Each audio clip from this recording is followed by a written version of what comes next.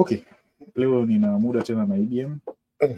Na nina maswali hapa kama mwanafunzi ambaye niko nchini Marekani.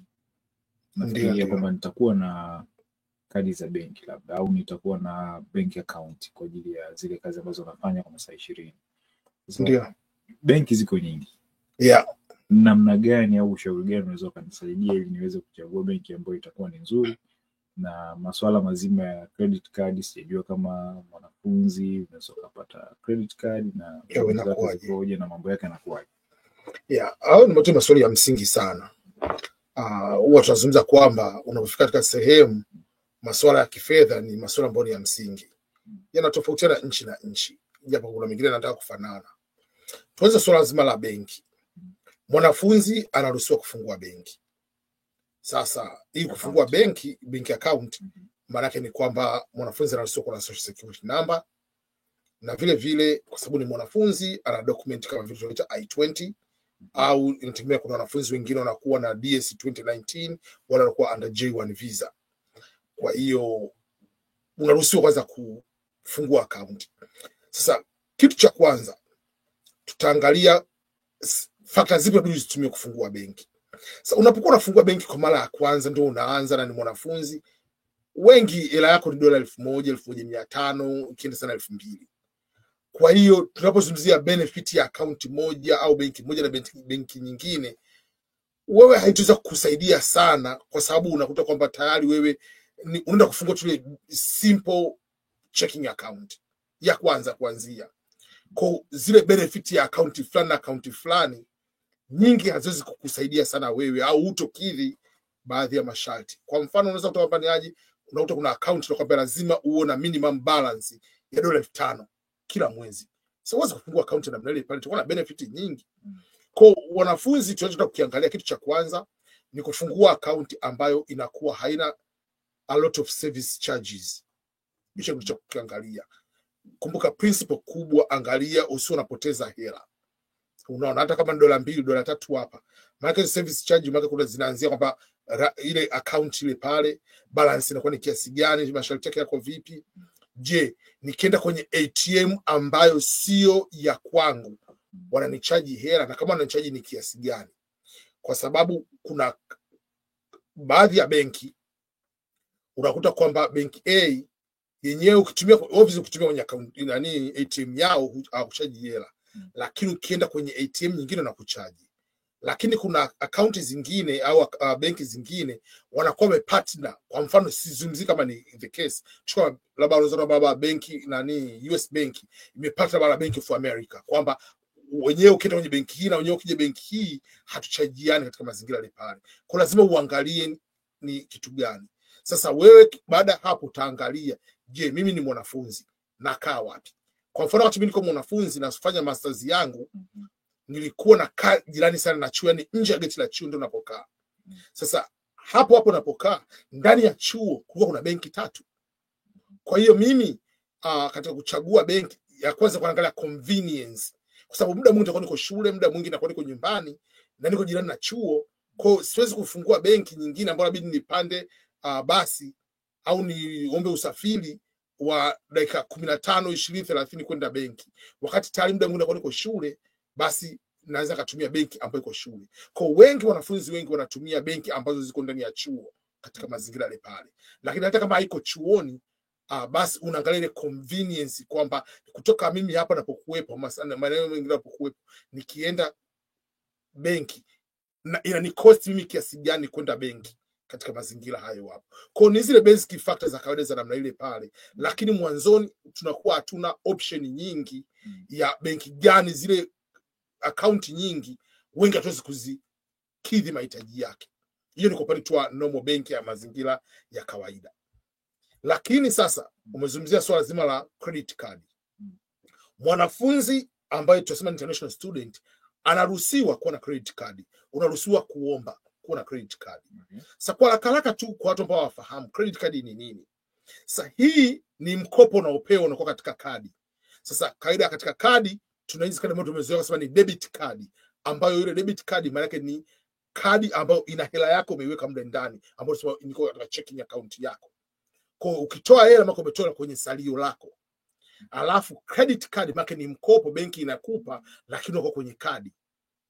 Sasa kuna njia za kuomba au kuna njia ambazo wanakutumia notification kwamba wamefanya pre approval whatever wanavyokuepo katika mazingira yale pale.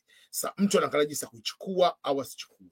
Sasa watu wengi tukitoka nchi tunazokuepo huko, hiyo system sababu haiko baadhi ya nchini kwetu, tukifika hapa tunaweza kuupuka, unataka kuchukua mikopo kila sehemu, una kadi nyingi. Sasa lazima ujue kwa nini mfumo umeanzishwa. Baadhi ya nchi za Ulaya haupo mfumo huo, ukienda Canada. Sasa credit card ni mfumo ambao akikupatia kuna namba baadaye wanakuwa wana ripoti ili kujenga nini uaminifu wako. Tuchukue tu mfano wa kawaida. Wewe ni mwanafunzi shule ya boarding. Sasa unapokuwa unakwenda kukopa kwa marafiki zako mara kwa mara, alafu hurudishi, marafiki zako wataongea kwamba bwana, mtu A akija kukopa hela kwako usimpe hiyo hela kwa sababu arudishi. Sasa hapo financial institutions zimekuwa kama marafiki, zimeanzisha system maalum kwamba kwenda kukopa kwa mmoja wao watakuwa wanaambiana kwamba fulani mwisho wa mwezi hakurudisha ile hela. Kwa hiyo usiporudisha namba yako inapungua kuanzia kwa namba kwenye 300 mpaka kwenye 450 huko. Kwa hiyo kuna namba inazidi kupanda. Namba inazidi kuwa kubwa maana yake umeongeza uaminifu wako. Tunasema ni financial trustworthiness yako inakuwa katika mazingira ni pale. Sasa maana yake ni nini? Wamekupa tunasema kwamba ni balance ya au wamekupa $500, $1000, $10,000, $10,000 ngapi. Usifurahie kwanza kwenda kuspendi ile hela katika vitu ambavyo vina msingi. Tumia strategic kwa mazingira au kwa malengo ya kubuild credit score yako. Hicho kitu cha kwanza. Kama unatumia kiasi fulani, akisha unaenda kukilipa vile vile. Hicho kitu cha kwanza. Kitu cha pili, ile spending yako isije ikaenda mfano kwamba umepewa $500, unatumia mpaka $490. Unavotumia ile mpaka nafika kwenye unakuwa kama vile unaogelea huko hapa, maana yake ni kwamba wewe hawakuamini kushika hela. Kuna msemo mmoja wa mtaani wanasema kwamba hivi watu wangapi wanaweza kasoda ndani ya nyumbani kwenye fridge afa kala usingizi mpaka asubuhi. Ukiwa maskini utaamka na ndoto za kwenda kunywa hiyo soda. Lakini kitu kinachoshuhudia ni kwamba ni aje, je, wewe ukiwa na hela inakuwasha ndo kuispendi? Unaona? Au wewe umeshaizoea. Sasa the same way wewe ukispend too much unaona kwamba huyu mtu ni risky. Kwa hiyo ni kwamba ukipewa dola fulani usitumie even more than 25% ya ile maximum amount ambayo umepewa katika mazingira ile pale, ili uonekane kwamba wewe umezoea vile vitu. Inakusaidia kukupa credit au kukupa score fulani. Lakini kitu kingine ni kwamba kila mwisho wa mwezi wakapewa bwana tutalipa minimum kiasi fulani kama $25. Sasa katika mazingira kawaida mimi na wewe nimekuja kukopa hela kwako. Nikwambia bwana kila mwisho wa mwezi nirudishie $100. Mimi nikaa kurudisha $110. Utaona mimi ni mwaminifu sana, jamaa analipa zaidi ya ile tuliyokubaliana naye. Kwa hiyo unapolipa zaidi ya minimum payment hata kama ni $1, computer ina mark kwamba amelipa beyond or above the minimum pay. Kwa hiyo inakupa more point katika mazingira yale pale. Kwa lazima watu wajue mbinu mbalimbali. Ziko mbinu nyingi sana za kuweza kubuild hiyo credit score iwe namna gani. Lakini kitu kingine ni kwamba usianze kuchukua offer. Wakwambia pre approval, usianze kuzichukua zile offer.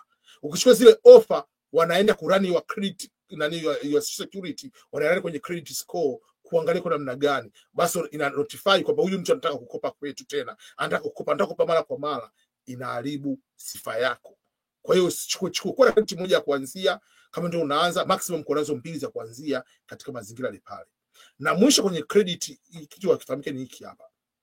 Hatuambiwi kiundani faida za credit card au faida za credit score kwa ujumla wake. Wengi tunaambiwa tu kwamba ukishakuwa nayo hii hapa inakusaidia kuchukua mikopo, ukishachukua nayo hii hapa inakusaidia kwenda kuchukua kupata kazi, inakusaidia hivi na hivi na hivi na hivi. Lakini kitu cha mwisho ni kwamba hatuambiwi effect ya hiyo mikopo namna gani. Unaambiwa Marekani anaincha mikopo, kila mtu anakopa, sawa, lakini what are the nature of the interest unayokuja kupewa?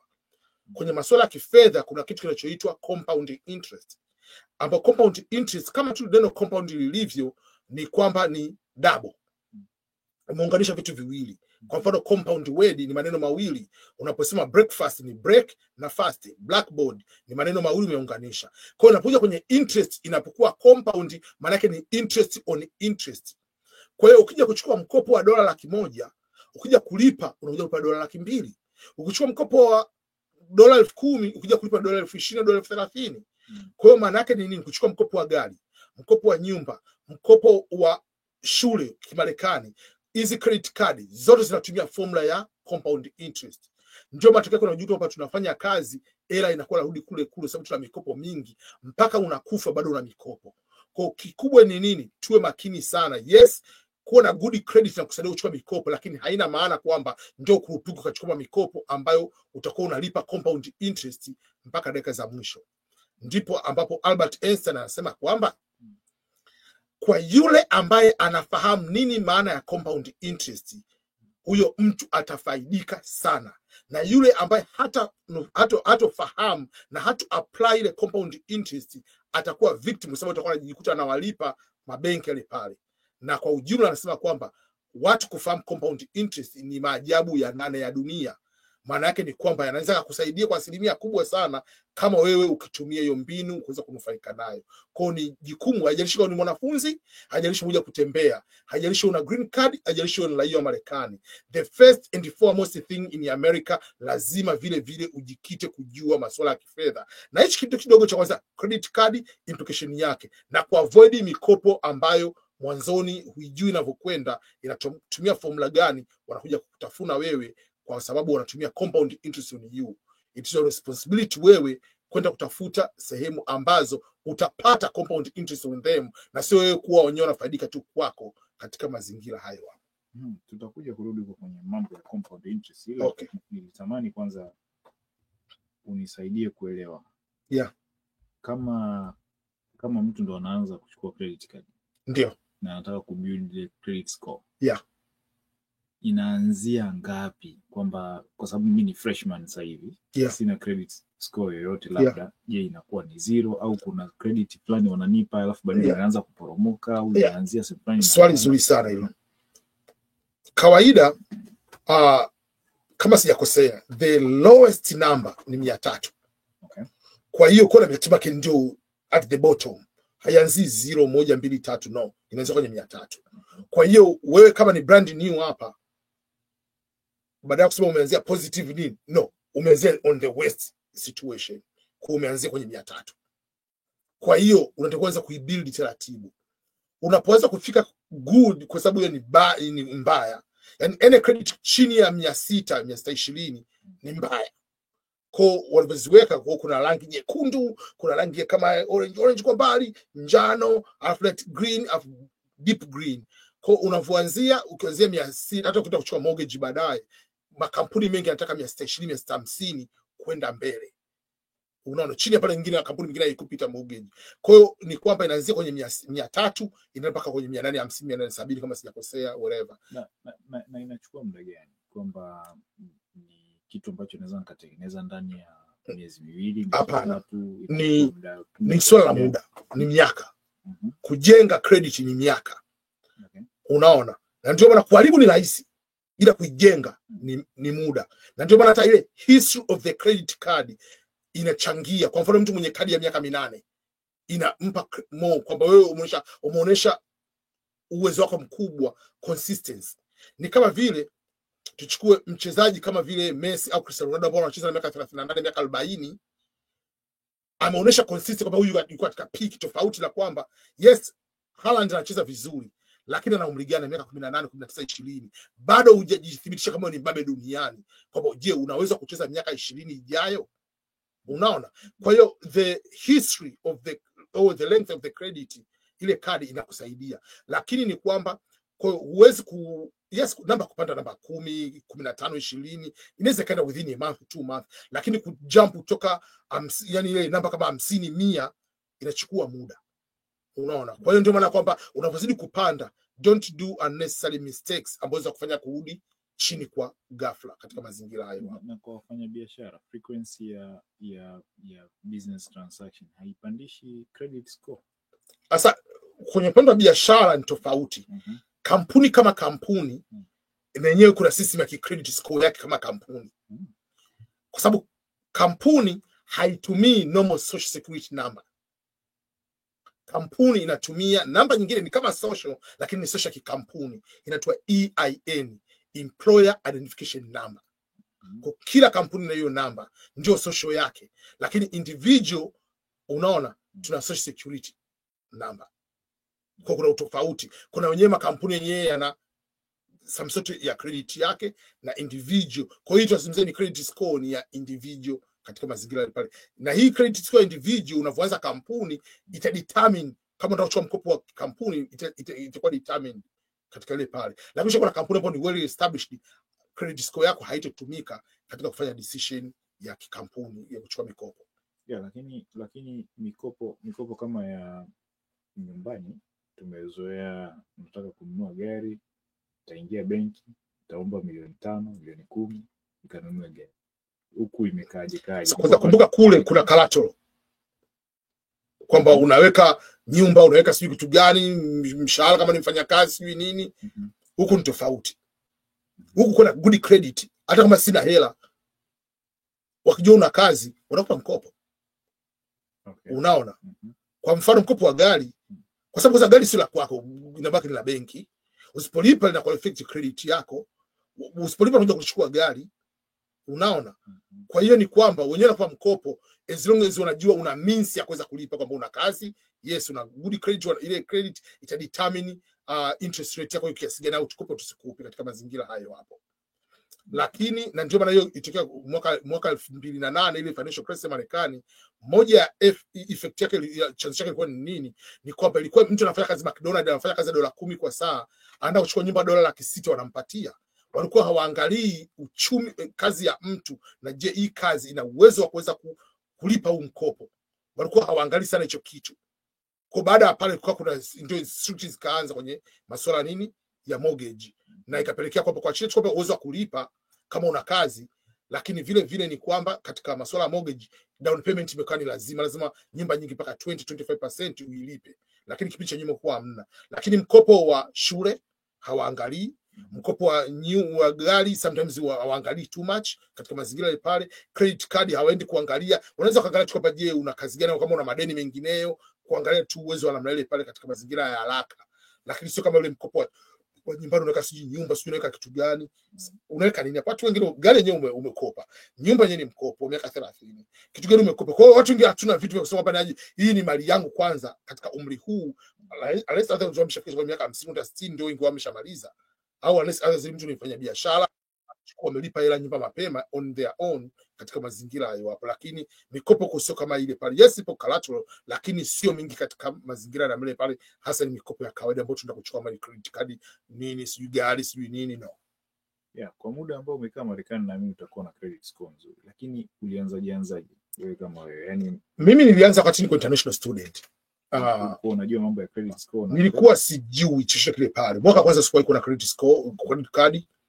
Mwaka wa pili wakati tumeshachumbiana na Marie ambaye ndio baadaye kufungana ndoa, yeye alikuwa anajua baadhi ya basic. Nilikuwa najua kwa ile tu overall stories hapa na pale, lakini ile kukupa tu zile mbinu baadhi ya jinsi ya kukuza na nini. Kwa mfano mbinu moja hapo kwa mfano unakuta wazazi sasa inabidi kama kufanya hivi kwa niaba ya mtoto wako, unakuta mzazi anachukua kadi, unaona, alafu anamchukua mtoto wake anamweka kama ni authorized user.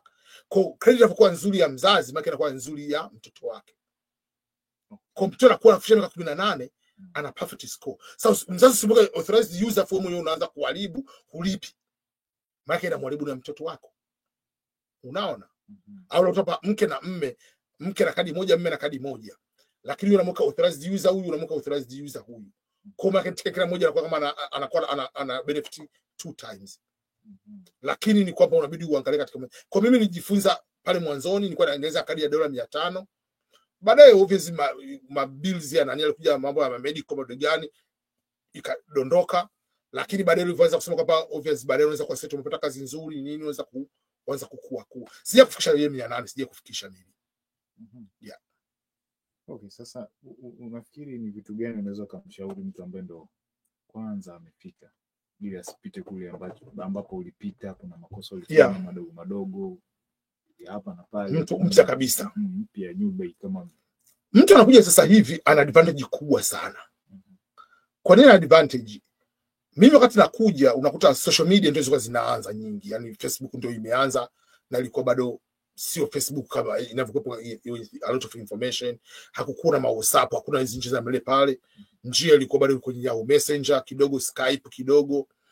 Ukifurukuta huku unakuta kwamba bado njia zilikuwa kuna social media ya katika mazingira yale pale. Simu zilikuwa hazina internet, kwa hiyo lazima uende kwenye internet cafe kutumia katika mazingira yale pale. Kwa hiyo kidogo ni kwamba hata hapa hakukuwa ukienda kwenye YouTube unakuta ni video zilikuwa za paka, panya, nini, michezo tu ya kawaida ni kucheka. Haikuwa kama sasa hivi kuna watu wanakaa pale kutengeneza content kuelezea kama tunavyozungumzia vitu vya namna hii hapa. Kwa hiyo ni kwamba tulikuwa kipindi mambo mengi tunajiendea katika mazingira tunajiendea. Ila sasa hivi unavyokuja, kwanza moja, unaweza ukapata testimony za watu mbalimbali. Hata kama sipozungumzia in too detail, lakini unaweza kujua tu kwamba watu wameanzaje au makosa gani wameyafanya, na unaweza ka search information nyingi kupitia kwenye internet ambayo uko nayo kwenye kiganja cha mkono. Kwa sasa hivi wengi wanafanya njia kuepuka makosa zipo nyingi tofauti na sisi ambao tunajiendea. Sasa mimi mtu akifika leo hii nitawaambia fanya mambo yafuatayo. Ndio nataka pia umshauri kwamba huyu ni mtu mpya. Pamoja na kumshauri kukwepa makosa, pia hebu mpangilie, mchukue sample ya mtu mmoja mpangilie. Kwamba ukija kwa mfano leo unataka kufanikiwa fanya hivi na hivi. Mimi kitu cha kwanza nitakwambia kwamba umefika leo, the moment umeingia airport, make a decision kwamba nimekuja kufia Marekani au narudi nchini kwangu. Kwa hiyo decision ni muhimu. Decision hiyo ni muhimu kwa sababu inakusaidia wewe, moja, kupanga resources zako. Wengi immigrants wanakuwa confused with identity crisis. Kivipi wanakuwa confused na identity crisis zao? Moja, hajaamua kwamba niko kule nilipotoka 100% au niko Marekani au Ulaya 100%. Kwa anakuwa in the middle. Anataka kuendelea kufit in kule, anataka kufit in huku. Unakuwa uko katikati.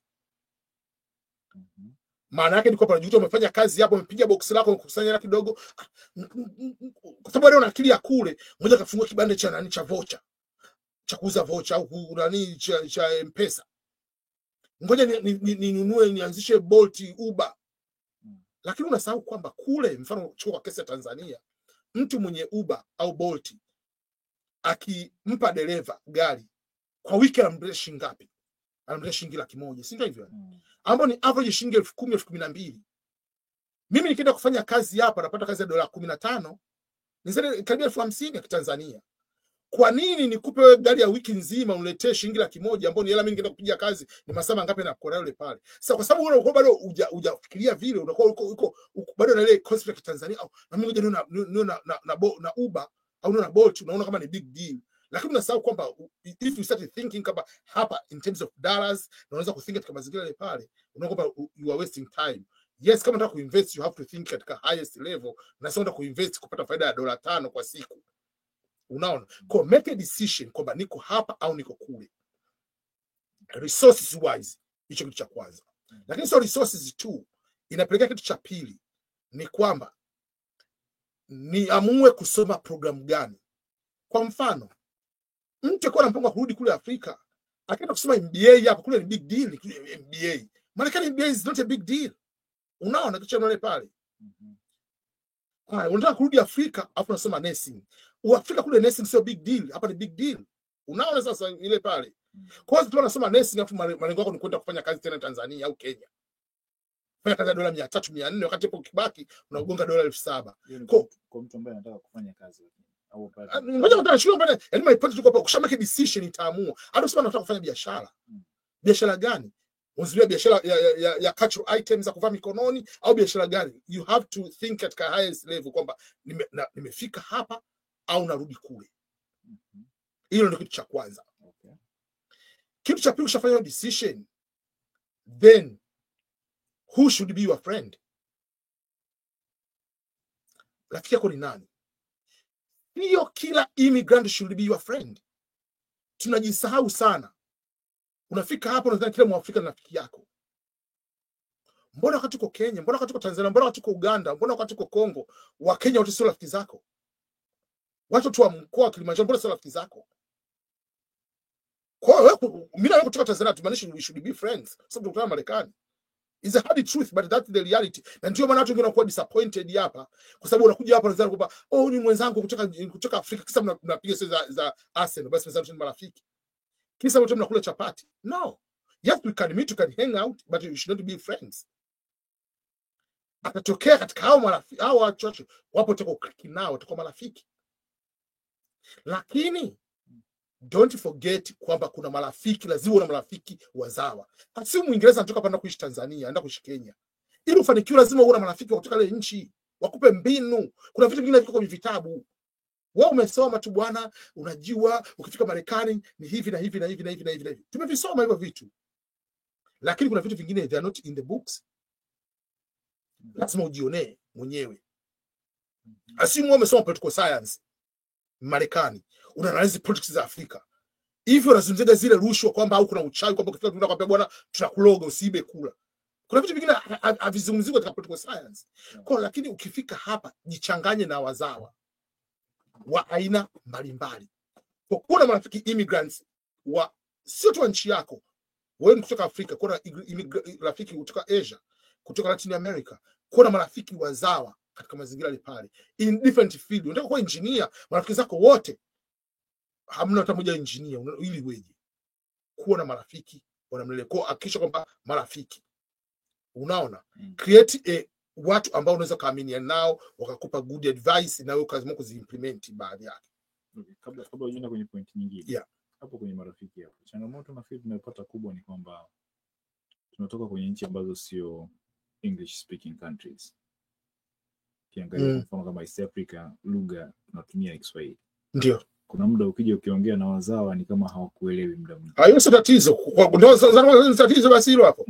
Na urafiki ni kwamba tungoja nikwambie, yani the easiest way ni kwamba sio issue ya lugha, lakini huyo nani ni kwamba kuna vitu ambavyo unaona kwamba na connect na mwenzangu, kwa sababu Samia hata mtana Mkenya Ruto tunazungumza siasa, chapati zilikuwa tamu.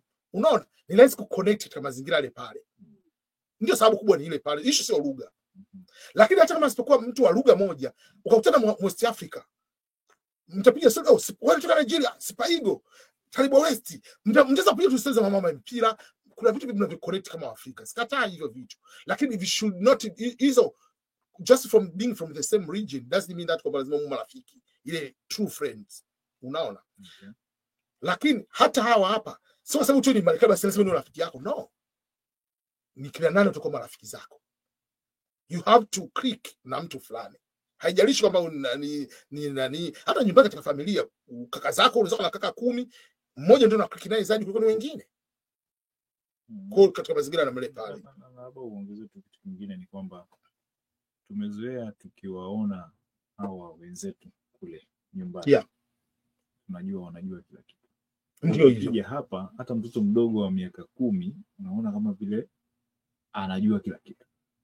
Sasa unaogopa hata kuconnect naye kwa sababu unafikiri hii ni threat. Tatizo ni lipi?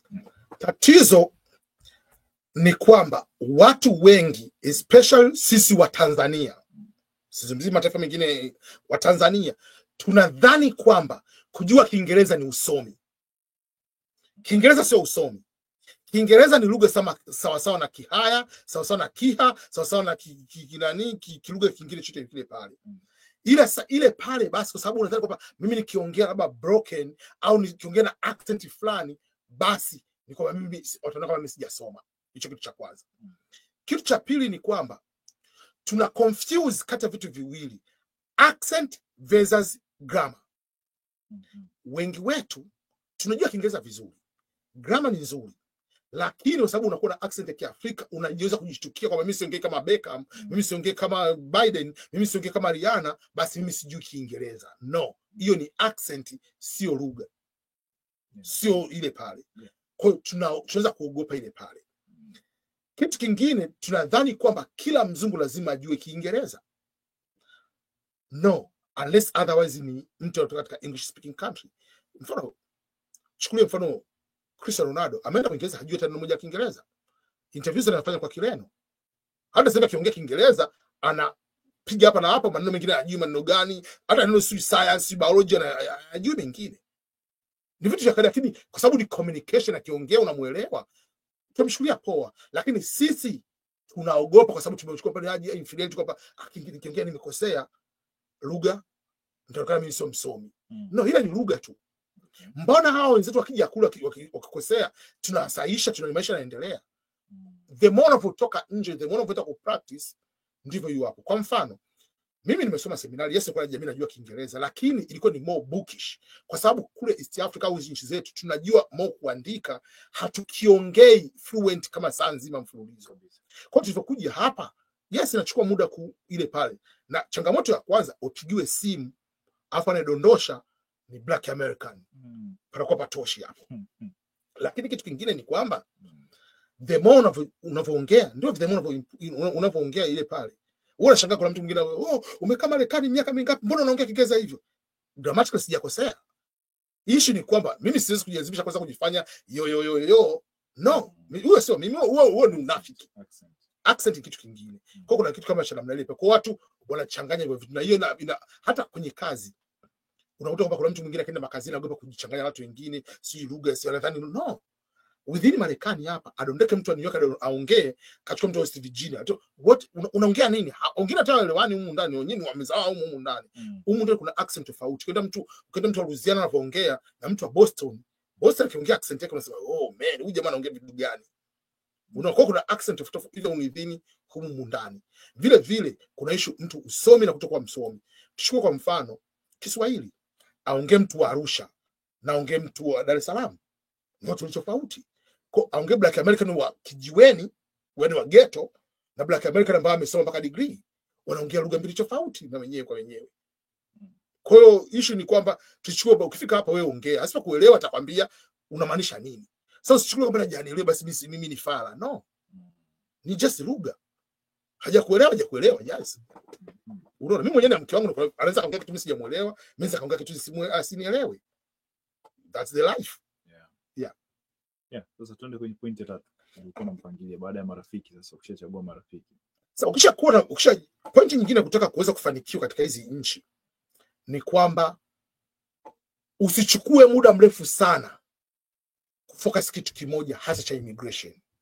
Kumbuka sababu ya kuja hapa Marekani au Ulaya ni ipi? Ni sababu za kiuchumi, kwamba nataka nitoke.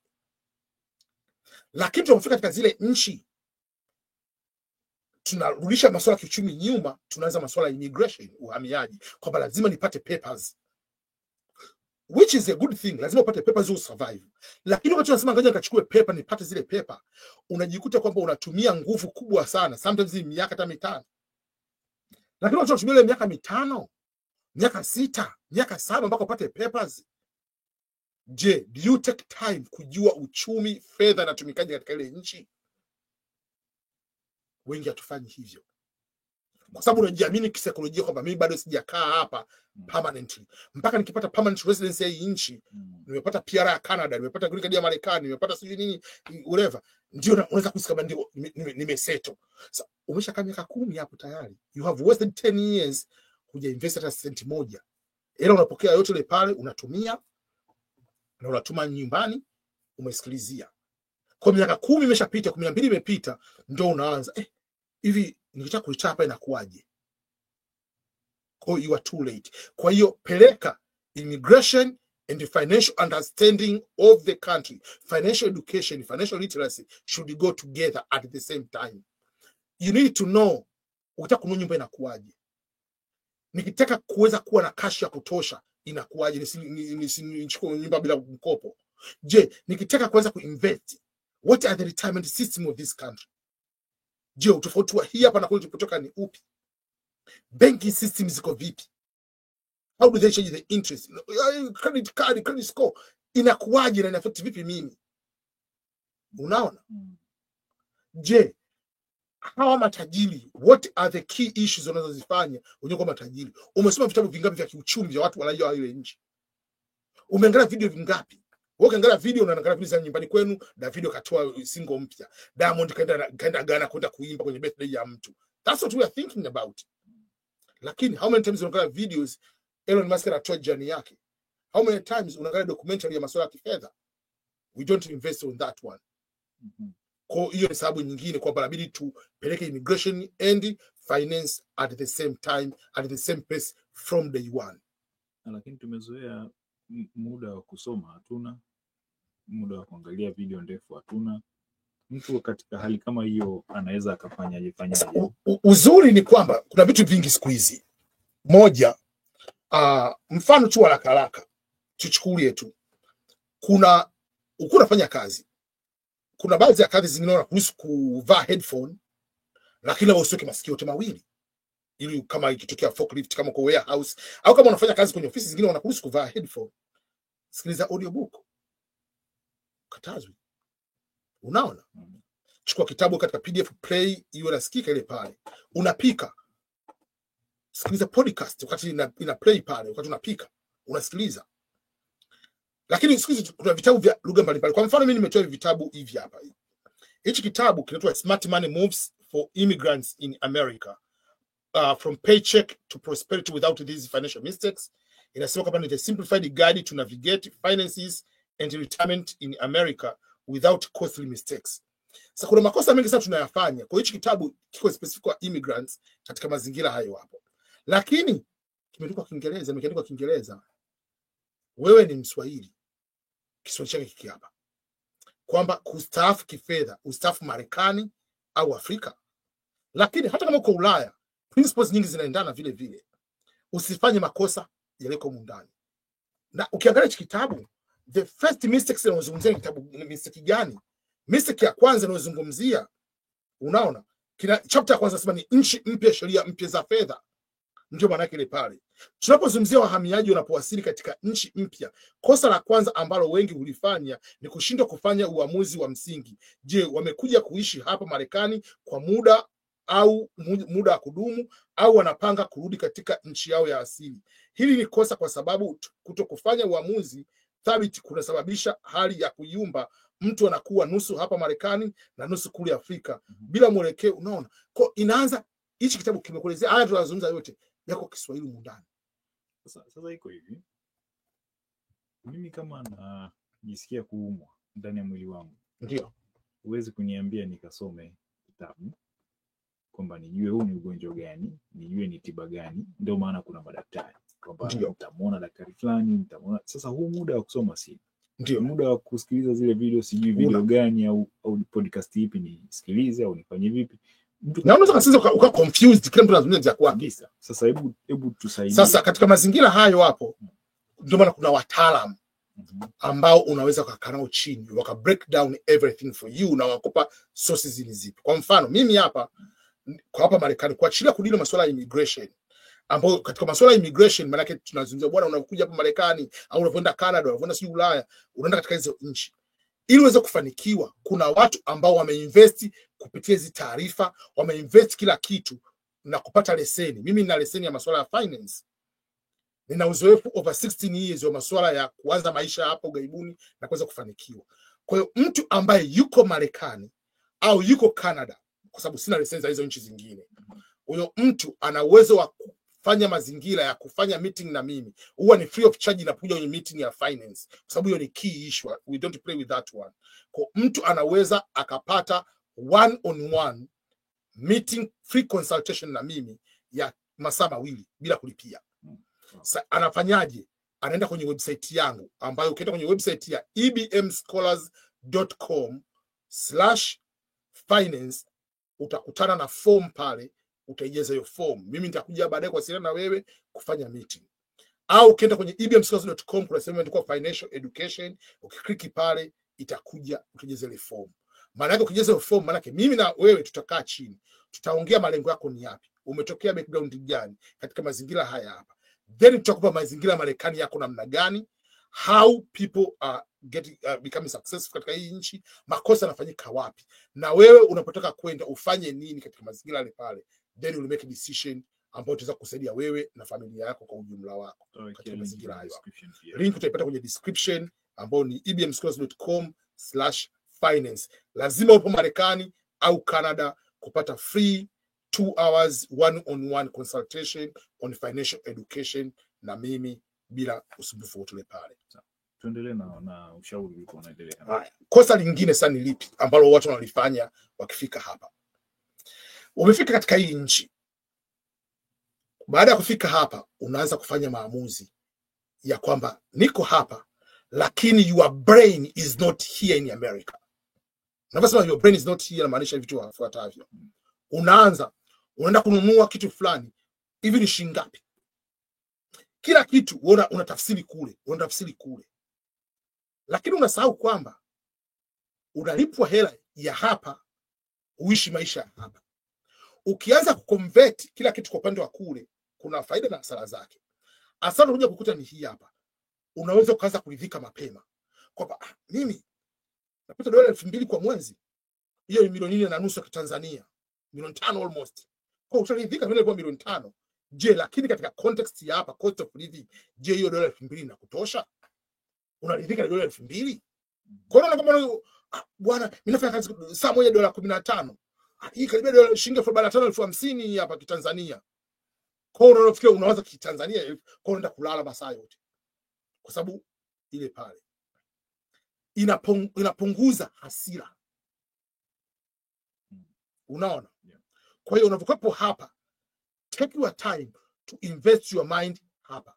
Uwezi kwenda kucheza Real Madrid wewe akili yako bado unawaza Mtibwa, Yanga, sijui nini. No, pale in the matter of being the best in that country. Na msema kuwa the best maana yake ni kwamba yes, inaweza isitokee kwamba nimekuja hapa, what if I can become a governor of California? What does it take mimi kuja kuwa senator? What does it take mimi kuja kuwa millionaire katika hii nchi? Isipotokea sio tatizo, but you shoot for the moon. Unaposhoot for the moon inakusaidia wewe kujua upate marafiki gani, energy gani, usome wapi, behavior yako iwe namna gani. So many things zinaweza ku line up katika mazingira yale pale. Ila ukianza kuwaza huku na huku, even the investment ya kuangalia mbele, unaweza kuanza hapa nchini uzushi. Take your time katika mazingira yale pale. Hilo ni kitu kingine ambacho kukizingatia. Haya. Kitu kingine ambacho ni cha msingi ni swala zima la kuingia katika mikumbo ambayo haina maana. Sasa hivi kuna hii tabia ambayo watu wanatoka nchi zao, unataka kuforce watu wa hizo nchi waige tabia yako wewe. Wasipoiga uje ni mbaguzi. Sikatai ubaguzi upo. Sikatai. Waafrika sio ni wabaguzi sana. Kumbuka, tunapozungumzia Caucasian, unapozungumzia watu wa Sweden mfano, wale wazungu wenyewe ambao tunasema blonde, wale wazungu wenyewe wale wa Sweden wenyewe. Wale watu origin yao hakuna dini nyingine zaidi ya Ukristo. Kwa hiyo unakuta wenyewe kama wenyewe vitu vya kubaguana vingi hakuna, isipokuwa akibuka mtu mwenye rangi nyingine tunakuwa tofauti. Sisi Afrika tunabaguana dini, tunabaguana makabila, tunabaguana elimu, tunabaguana mtu mwenye rangi fulani mpaka mahali naongezeka, tunabaguana political affiliation, so many things ambazo zile pale, lakini hatujiiti wabaguzi. Lakini tukija huku kitu kama moja kitokea, ezifu dunia imekwisha. Sikatai ubaguzi upo, lakini sio kama kila kitu kinachofanyika na mzungu ni cha kibaguzi. Kuna wengine kama mtu hajui, ni ignorance. Tuchukue tu mfano mmoja mdogo. Assume wewe umefika hapa, unataka kwenda kufunga ndoa na raia hapa. Umemchukua hapa, umempeka kijiji kwenu kwa Tukuyu Mbeya. Wanaanza wanamkataa, anasema no, hatutaki kufunga ndoa na mzungu. Utasema ja, wazungu bado hawaja, they are not civilized, bado hawana exposure nini? Unaishia pale. Usema sasa kuna ubaguzi. Ila mzungu wazazi wao kusema kama bwana tunatoka kwa vijijini, wakisema bwana hatutaki kufunga ndoa na mtu mweusi, kama wabaguzi hawa. Mbona wazazi wako kule kusema hivyo? You see the difference? Tuchukue kwa mfano Meghan Markle whatever, yule dada ambaye alifunga ndoa na nani na Prince Harry. Ilisadikika kwamba upande wa kina Queen Elizabeth walitaka kujua, walikuwa excited kutaka kujua je, mtoto atakuwa ni darker, atakuwa ni more light, yani mzungu. Anaenda kwa Oprah, huu ni ubaguzi. Na kwa ubaguzi. Hata black families wakaenda kwenye YouTube sound, wako excited je, mtoto atakuwa mrefu, atakuwa mfupi, atakuwa na rangi kama baba, atakuwa rangi kama mama. Hiyo ni kitu cha kawaida. Na unapokuja katika interracial relationship, hicho ni kitu cha kawaida. Je, mtoto atakuwa mweupe, atakuwa mweusi. Hata sio tulienda kufanya mpaka nani ile YouTube sound hapo ni 3D kuangalia mtoto anafananaje. Unaona, lakini kama unapotafsiri sababu ni ubaguzi. Wamequestion kwa nini nataka kufunga ndoa na mimi wale ni kida Queen, ma billionaire in the world. Wewe unataka katika nchi familia yake maskini, Sio unatoka katika maskini, wewe unatoka katika nchi nyingine ambayo ni rival country. What if you are CIA spy, unataka kuspy Uingereza? Mimi sio tu Queen, ukitaka kufunga ndoa na mtoto wangu mimi, na kama wewe sio Marekani, wewe huna green card, I don't care unataka nchi gani, nataka kujua motive yako. Je, unataka kufunga ndoa na mtongo sababu ya green card au nini? Mimi ndio maskini wangu huu. Niwe Queen, nitakuweka pale, nitakuwekea polygraph, lie detector test kama unapenda mtoto wangu. Unaona? Lakini kwamba ile ni kila mzazi yuko anataka kumprotect mtoto wake. Lakini ni wabaguzi. Sikatai, vitu vipo. Lakini tu ni kwamba tukienda katika context kubwa, usije kaanza kwenye victim kwamba unaogopa kwenda kuomba kazi, unaogopa kufanya kitu fulani kwa sababu wabaguzi, unaogopa kwenda sehemu fulani ni wabaguzi. Mimi wakati nikuja Marekani, jimbo la kwanza nilofika nikakaa mwaka mmoja wa kwanza ilikuwa ni West Virginia. 96% ni wazungu watupu. Unaingia kwenye event watu 400, wewe ndio mweusi peke yake. You have the choice to make. Or act as a superstar au work inferior. Maana superstar ni nini? Unafika sehemu kila mtu anakuona ni wewe. Diamond akifika sehemu, hata ukiamua kutembea uwe shati na cheni, mwendo wako utajijua. Uanze kuogopa pale Diamond unaogopa, utajijua. Ni wewe ndio utakavyoamua. Kama vile wazungu wakija Afrika, mzungu anaweza kujifanya fala, akajifanya mjanja. Mimi nimefika sehemu fulani, kila mtu anajua mambo vipi, poa, where are you from? Home, from Africa. I'm Fulbright, whatever.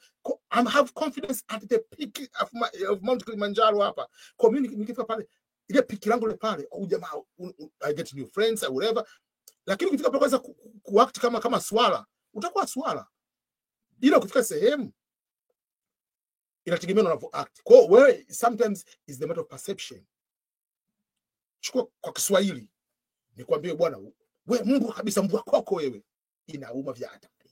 Ila kwambia you are a dog. What are you? Unaona utofauti ule pale. Kuna mtu wewe umekaa hapa tayari, kuna mtu ameshakwambia tu wewe ni mbwa wewe. Hanipo mtu anakuja kukwambia hivyo.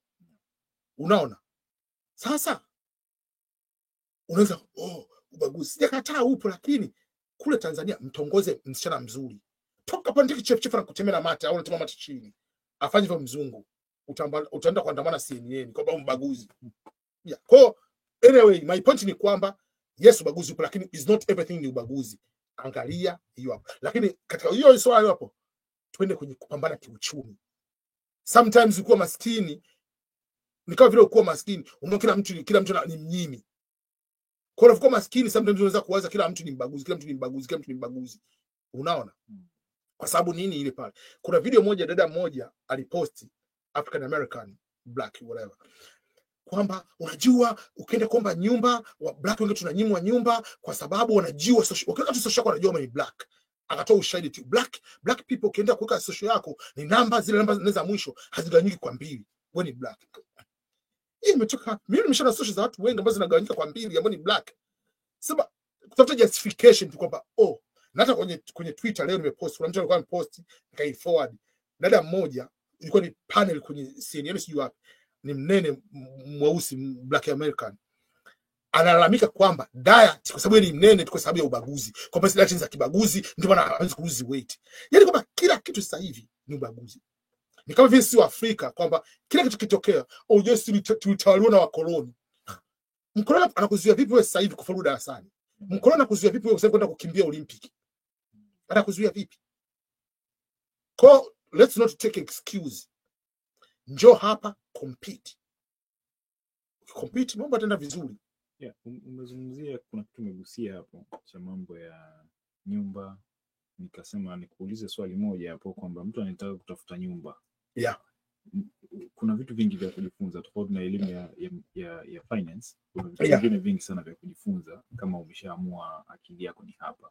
Yeah. Na zaidi nafikiri ni kwenye masuala ya nyumba, masuala ya kazi na vitu ambavyo vinaendana na kazi. Unatafuta kazi ya warehouse, lazima ujue kuendesha forklift. Lazima ujue kuoperate zile mashine, lazima ujue sasa vile zile elimu zile natamani kusikia unazizungumziaje na mtu ajiandae nazo vipi? Yeah. Katika swala zima la kwanza umeamua kukaa hapa. Hata umeamua kukaa mpaka kufia hapo, umeamua kukaa kwa muda mrefu. Kununua nyumba ni swala moja ambalo ni zuri. kuna argument kwa nini kuwa na nyumba yenyewe ni waste of time, sikatai. Lakini ni kwamba Marekani ukija hapa utapanga. Ukipanga, gharama ya kupanga ile renti ni sawa au zaidi mara kwa mara na apartment unayokuwa nayo, nyumba utakayonunua. Kama unanunua nyumba tu ya kawaida, nyumba itakuwa ni cheaper kuliko ni rent unayolipa. Unless others unaweza kununua nyumba zenye gharama kubwa. Sasa simple way, ukilipa umekaa kwa muda miaka 10 kwenye apartment, umemlipa hela landlord, ile hela imeondoka imeenda kwake. Umenunua nyumba, umekaa miaka 10 au miaka 15, mkopo ni miaka 30, umeshalipa nusu, ukamwambia bwana mimi narudi Afrika na iuze hii nyumba. Ukiuza ile nyumba, obviously nyumba thamani yake ina appreciate. Kwa kama ununua nyumba dola 200, itakuwa $300 au $400. Hata ukiuza $200 ile ile, benki wabakiza kudai dola ngapi? $100. Utachukua $100 utawapa benki, inabaki yote ni ya kwako. Ila ukishampa landlord, uwezo unataka kuchukua na rudi Afrika rudishie change, hicho kitu hakipo. Kwa nyumba is investment. Sio kama investment lakini ni kwamba inasaidia katika mazingira hayo hapo. Kwamba ukilipa baadaye unaweza kama kuja kuiuza, utarudishia change ile pale, unabaki na cha kwako unatimka nacho.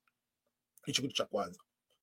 Lakini ili uwe na ile nyumba ni lazima uwe na good credit, uwe na good income au sustainable ambayo ni income ile pale katika mazingira hayo. Lakini mfano mimi niliponunua nyumba sikutumia njia ambayo ni traditional, ambayo ukienda kuchukua nyumba unalipa kitu cha down payment ambayo ni kianzisha hela. Kama nyumba ya $500,000 unakwambia bwana lipa 20% ya nyumba, unayo cash kwanza uwape. Kwa sababu nilienda jeshini.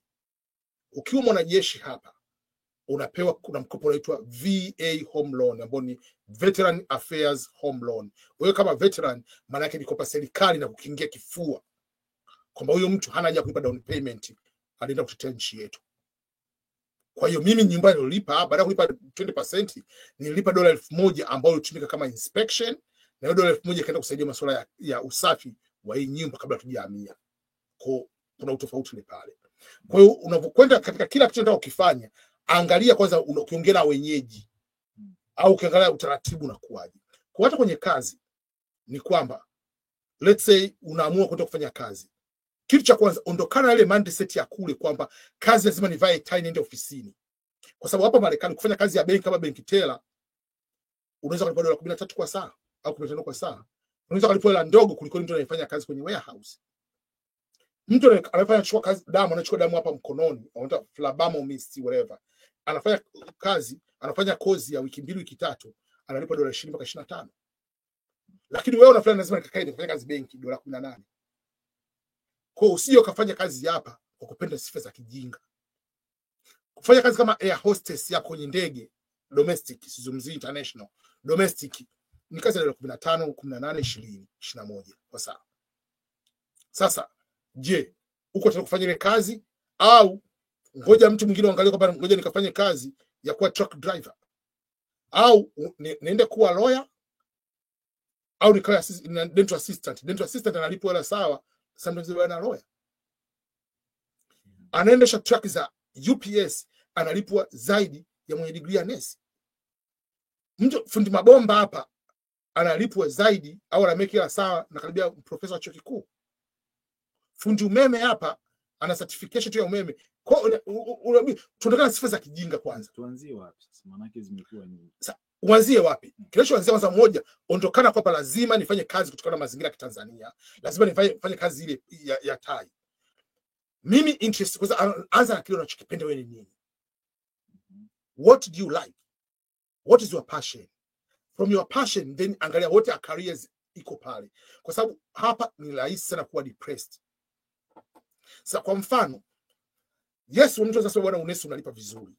Mimi kama mimi sina vocation ya kuwa medical related person. Sina uwezo. Sipendi, siwezi.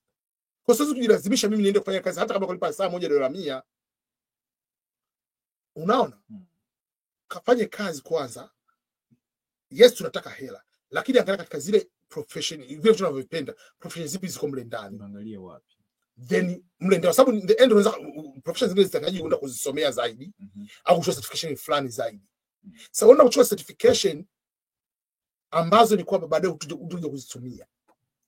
Ni kama vile kwamba naje, mimi sio mtu wa mahesabu, sio mtu wa basic physics, sio mtu wa vile nikasema kasome ufundi umeme. Hata kama umeme unalipa vizuri, is not something I'm comfortable with. Unaona? Kwa hiyo kitu cha kwanza, angalia unachokiweza, then from there tafuta njia ya kuendelea. Katika njia ya kuendelea, sio lazima kazi iwe ya kiofisi. Marekani, respect ya mtu, unafanya kazi, unalipa kodi, unaendelea maisha yako, American dream yako wewe kama wewe. Na tuangalie kwamba unaendesha gari gani, hatuangalie sio unakula nini, mbombo za fujo zile pale hazina maana. Unaona? Usikurupuke kwenda kuchukua mikopo ya shule, nisome fani fulani, unadhani kwamba nikisoma ile fani basi nitapokea mshahara mkubwa. Hapana. Babake mfano wife alikuwa ni fundi mechanical for 40 years. Ana retirement nzuri, ana nyumba nzuri, ana kila kitu kizuri. Kwa inategemeana unajipanga namna gani. Sasa ukienda unafanya kazi warehouse, au jamani vile unafanya kazi Walmart. Hivi unajua kwenye Walmart, kama yani Walmart unaona ile dude pale, unajua mshahara wa yule nani manager wa ile Walmart moja, we're talking about $2.2 3. So how will manager to supervisor? Okay. Kwa hiyo ni kwamba angalia nani inakuwaje katika mazingira ya namna ile pale, tuondokana zile fomu za kwetu hapa, life linaendaje. Lakini kitu kingine ni hiki hapa, unapofanya hizi kazi, wengi wetu tunajikuta tunafanya kazi mbili kutokana na maisha hapa. Sio kitu kibaya, lakini are you able to work for 2 jobs for the next 20 years, for the next 30 years? Ni ngumu, haiwezekaniki. Kwa sometimes sounds of kufanya 2 jobs kwa kuanzia, lakini find something unaweza kuanza taratibu, something you can own. Sisi kama immigrant tumetokana na culture gani? Immigrant by nature, sisi tulivyotoka katika nchi zetu tumezoea culture ya kuown kitu. Kama ni nyumba umeown, kitu gani umeown ile pale. Kwa unapokuja hapo Yesu unafanya kazi moja, kazi mbili, unarudi nyumbani, nyumba yenyewe umepanga, au nyumba yenyewe ni na nini, mortgage tunapanga kama miaka 30, gari umepanga na umekodi na lenyewe hilo, una mambo ya shule tena, mikopo. Even if you have those kind of things, bado ile pride yako inakuwa ni ndogo, kwa sababu unajua ile mikopo, kwa sababu naturally wewe ile pale. Na naturally sisi tunatoka katika zile nchi zetu, tuna entrepreneurship in nature.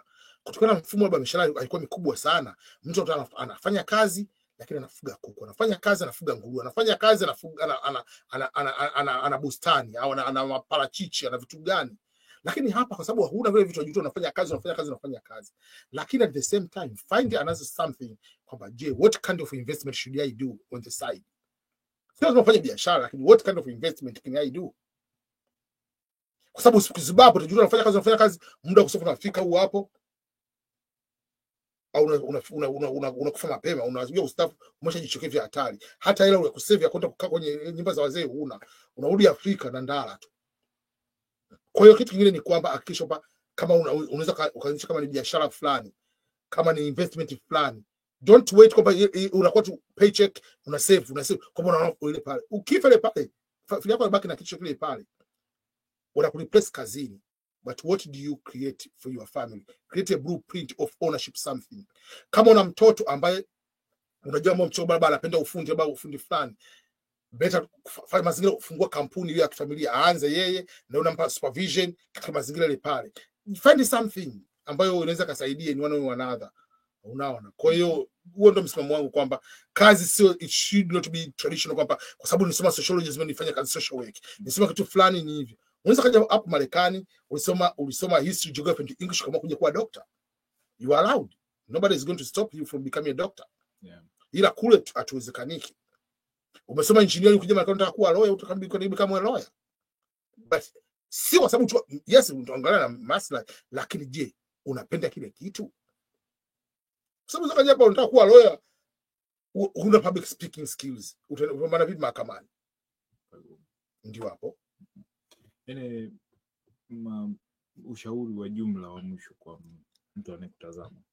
Mimi ushauri ambaye ni mpya kabisa. Ushauri wa jumla tu ni kwamba wewe unakuja mpya hapa, don't forget who you are, kwa sababu wengi tunajisahau, tunaanza kujipiga lugha, tunaanza kuiga matabia ya ajabu ajabu. Haina maana kwamba usiige tabia za hapa.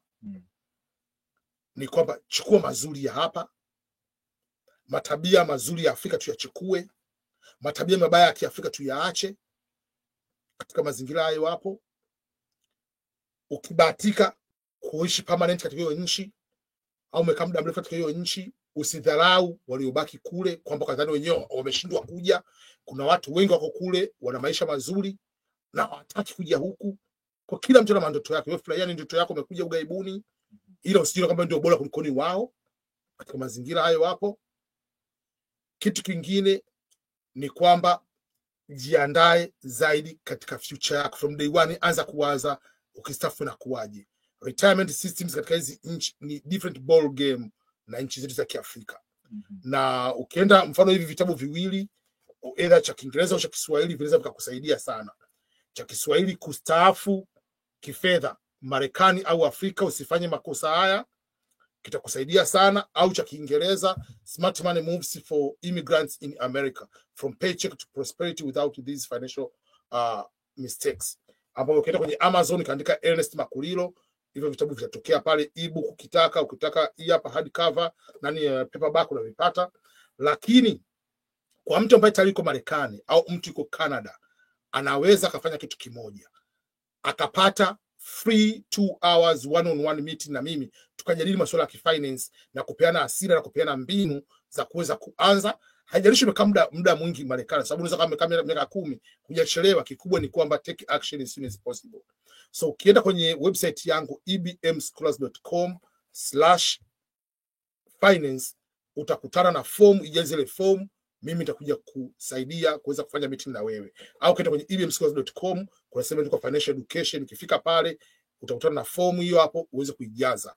Tutaweza kukaa chini, tutaweza kuangalia na tutaweza tukaongea ili uweze kutake action mapema katika mazingira hayo hapo. Asante sana.